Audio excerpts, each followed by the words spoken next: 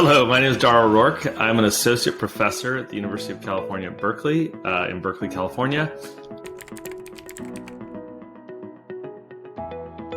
So I believe transparency is really the starting point for identifying the information needed to measure and then improve conditions for workers, for communities, for the environment from global supply chains.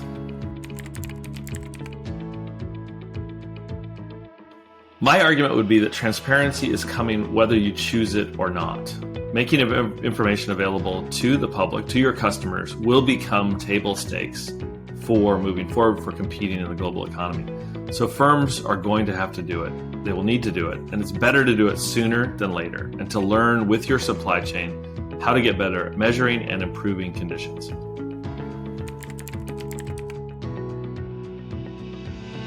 So more and more people are demanding this information. More actors can document conditions anywhere in a global supply chain. Workers, community members, NGOs, media have cell phones with video cameras that they can document. So the speed of exposés has gotten faster and faster, which means the risk to brands has gone up and up.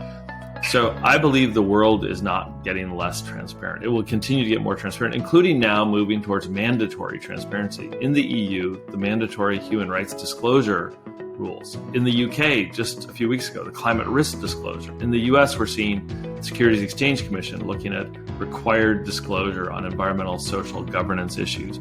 So we will see this moving from really the realm of voluntary disclosure to mandatory disclosure, legislative disclosure that will have specific types of information that brands and retailers will be required to gather and then to disclose publicly.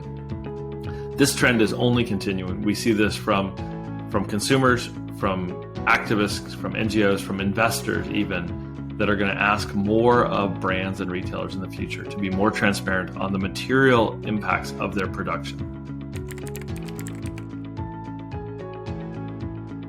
Yes, I think that right now transparency is moving forward, but it can move much faster. And in the case of brands and retailers, they will need incentives to be more transparent, both positive incentives that some firms need to benefit from being more transparent. And we've seen limited evidence to date from consumers that they will kind of benefit firms for doing this.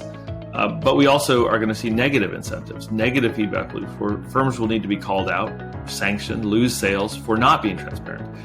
And I think we will see more and more government regulation of standardized reporting and transparency that will accelerate this process.